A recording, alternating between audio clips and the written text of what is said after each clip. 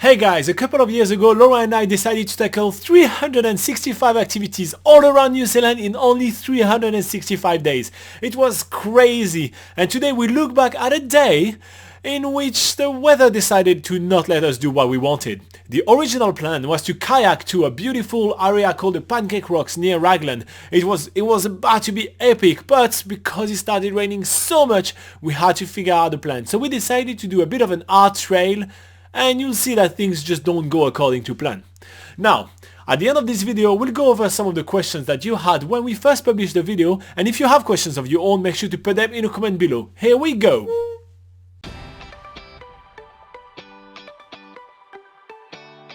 Since this morning, the weather has really not been good. Now there's some pretty bad waves in the estuary, so I can't even picture what the ocean looks like. The hostel has put some sign, no surf today, it's too dangerous, no paddleboarding today, it's too dangerous, no kayaking today, it's too dangerous. So my plans going to the Pancake Rocks is a little bit compromised since we can't kayak there and that's the only way to get there. The hostel owner, Suze, recommends going on a bit of an art trail around Raglan to get a bit of a taste for what the town's all about. This is the lovely map that I have, right?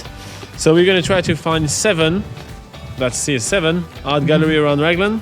And I think we should start with the one, the furthest one from town, which in my opinion is going to be that way. But that's only my expert opinion since I've been living in Raglan for about, 2 days. 2 days now.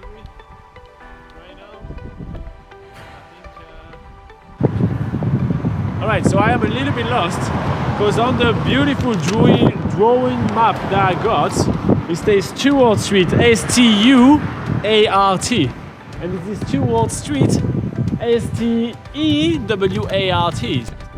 And first on our little map is the Old School Art Gallery. We go up to the door and sure enough, the handle is locked. Well, to be honest, Robin, I'm a bit disappointed. So we go up the street a little bit and we go to the Hello Art Gallery, which when we get there we realise is called the Ahoy Art Gallery. Either way, hello, ahoy, whatever, doesn't matter because that's closed as well. Oh yeah, I actually liked the outside of this gallery a lot more than the first one. It's kind of like a taste of the art before you get in there. Just a real shame we didn't get in there. There's 6 more art galleries to go, surely some are open. I arrived to this Pink Palace Art Gallery, which is really well branded with massive art sign on it. There's a big sign that says open, so I'm like, yeah! We're gonna see some art! And we look at the studio, which is actually very small, so we're like, oh, just by looking by the window, we already saw most of it. No one's here, no one's replying, there is no one here. I don't think it was open. So where are all the artists in Raglan? What is happening right now? We've been to 3 art galleries and 3 of them are closed. I'm worried about it. I'm that close to call search and rescue right here for anyone with a paintbrush in his hand. Find me a guy in a canvas. There is someone walking around Raglan right now lost with the paintbrush and the canvas under his arm. There is someone walking around with a bunch of clay. Find him. What is happening? What's happened? Has there been like an art gallery apocalypse right here? So there is no artist to be found in Raglan. Laura is like yay close to give up, but I'm like, you know what? The next art gallery, it's gonna be awesome.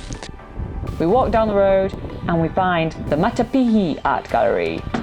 It looks open. There are about 5 signs saying it's open. So we walk in and a lady comes to the door. She opens the door. It is open! We can go into an art gallery. It is open. So about half of the work here is Raglan artists and the rest is New Zealandese.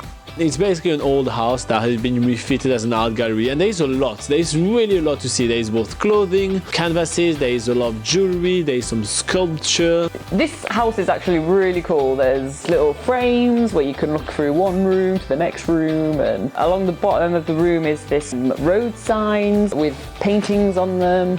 There's jewelry everywhere, there's clothes, there's huge canvases that take up the whole ceiling, making up a scene of Raglan, and there's a lot to see in here, so definitely worth a look. There was like cards and stuff. I was trying to find some birthday cards for my mum and dad because it's both their birthdays coming up, so I was looking at cards and stuff.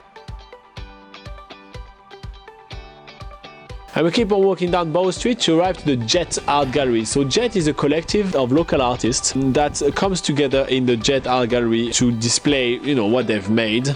They also create a few events where artists can meet and all of that. So it's pretty cool. There's a lot to see. Good, like modern and quirky sort of art.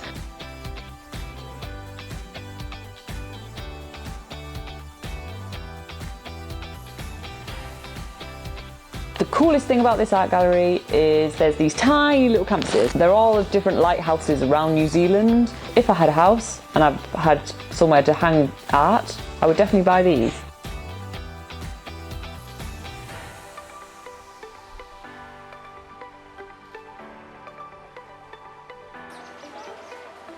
Oh, they kind of fly without moving. See what I mean?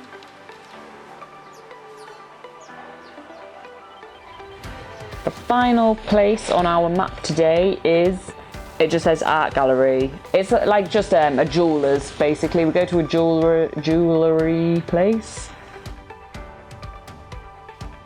So yeah, so after all this walking around Raglan, you know, it has been raining quite a lot on our faces, so it's time to get a nice hot drink. And we are pointed out to Raglan's Roast. So Raglan Roast is, to us, the most recommended coffee in Raglan, so we have to test it, right? And it's like playing some reggae music and it's like a cool chilled out vibe there. We have a cake, which I chose, and I have no idea what the cake is. The guy selling the cake doesn't know what it is, but he says, oh yeah, but the lady that makes them, everything she makes is awesome, so you know it's going to be good. And it is good. There's a little suitcase which opens up and it's a game of backgammon. And it's my first time playing, and I win. And yeah, back to the hostel for homemade soup. A very awesome little map. I actually really like it because someone's been using the crayons on this and they managed to stay inside all the lines when colouring.